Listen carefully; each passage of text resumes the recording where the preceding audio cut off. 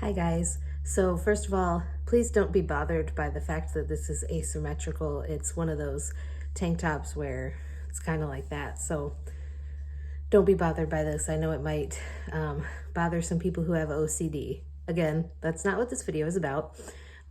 So in this video, as you can tell by the title, I wanted to talk about what you need to do to renew your NHA certification.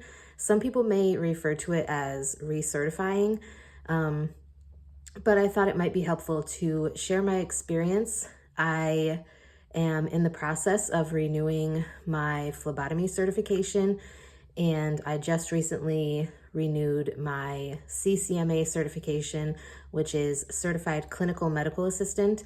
And again, both of these certifications that I hold are through NHA. So this may be different if you have a different type of certification or you hold your certification with a different certifying body, like if you have a CMA or I think it's NRMA or RMA. Those are through different certifying bodies. So again, this is going to be specific to NHA certifications. So let's discuss this. So if you have a certification through NHA, those certifications last for 2 years. So I actually initially got my CCMA certification in 2021, which means that it would have expired in March of 2023. So I chose to renew my certification early before it expired. I think you do have a grace period before they just kind of make you go through a whole training program again. If you're curious about that, I can find out and talk about it on a separate video. If you're curious, just let me know. But like I said, every 2 years you need to renew your certification / recertify, depending on what people refer to it as. So part of the process is you have to do continuing education credits. So if you hold a certification through NHA, you actually have access to, there's a ton of free little webinar or training modules that you can go through on the NHA website that are free as long as you hold one of their certifications. And basically what you do is you either watch the video, because there are different types of continuing education modules you can go through. There are some where it's basically reading and you kind of interact, like they'll ask you certain questions to make sure that you're paying attention or that you're retaining the information that they're going through. And it's kind of like a test yourself. It doesn't count towards anything, those questions, I mean. And then once you either read through the article or watch the video, then you have to take a quiz, and you need to pass the quiz with, I think it's at least 80% in order to get credit for that module.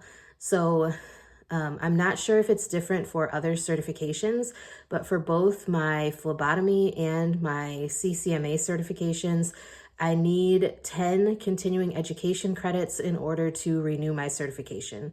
So I think each one that I went through this past, like when I was renewing my CCMA, were 2.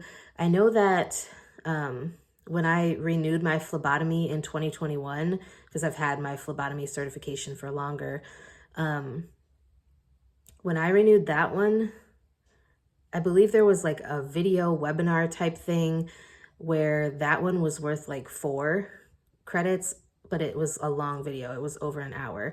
The ones that are like 2 credits are usually something that you can read through in like 20, 25, maybe 30 minutes, and then you're done.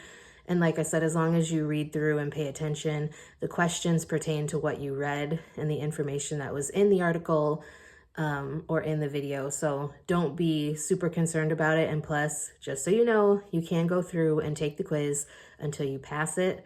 So like if you read through the article, take the quiz, and you got like 79%, which it wouldn't be passing because you need at least an 80.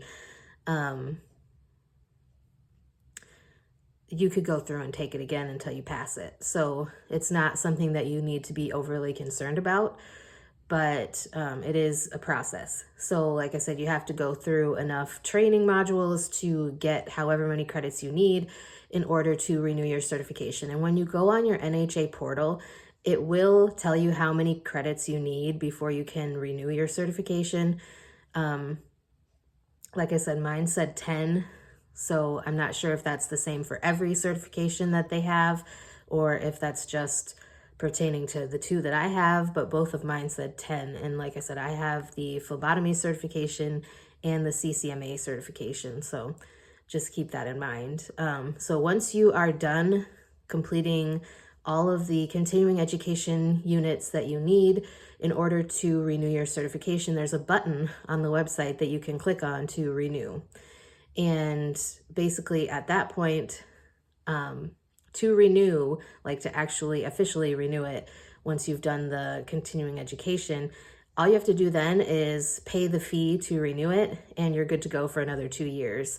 I believe you can actually, like if you lose your printout, if you lose like your pocket card or your original like big certificate that you got from NHA, you can actually ask for it to be reprinted. I think it costs like less than 20 bucks, because I actually printed mine out.